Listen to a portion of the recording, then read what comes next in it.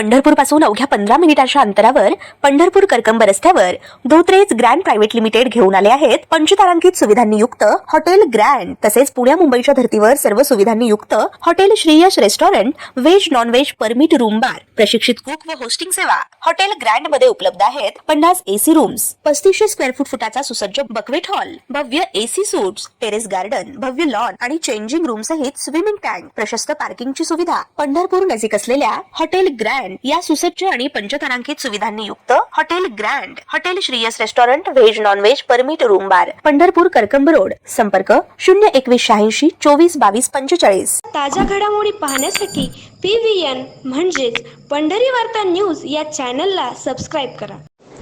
पंढरपूर तालुका पोलिसांनी पंढरपूर तालुक्यातील आंबे येथे पुन्हा एकदा अवैध वाळू वाहतुकीवर कारवाई केली आहे। पंढरपूर उपविभागाचे सहाय्यक पोलीस अधीक्षक सहाय्यक प्रशांत डगळे यांच्या मार्गदर्शनाखाली अवैध वाळूवर कारवाई करण्याबाबत आदेश देण्यात आले होते।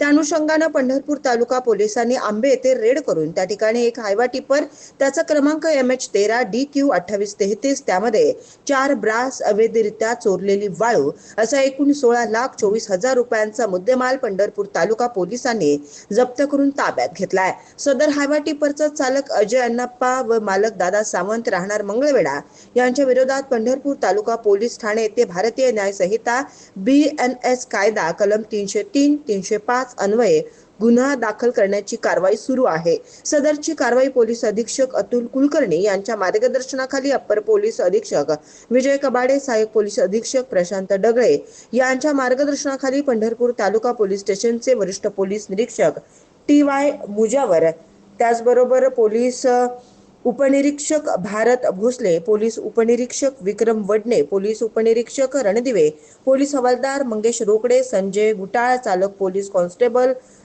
आसन नदाब गोडसे यांच्या पथकानं केली आहे। आंबे परिसरात भीमा नदी पात्रातून मोठ्या प्रमाणात अवैध वाळू उपसा करून वाहतूक सुरू असल्याची चर्चा सातत्यानं होताना दिसून येत असतानाही तिथले महसूल विभागाचे तलाठी व मंडल अधिकारी याकडे दुर्लक्ष करीत आल्याची चर्चा आहे। मात्र तालुका पोलिसांकडून आंबे परिसरात पुन्हा मोठी कारवाई केल्यानं आंबे परिसरातील अवैध वाळू उपसा वाहतूक पुन्हा चर्चेत आले आहे।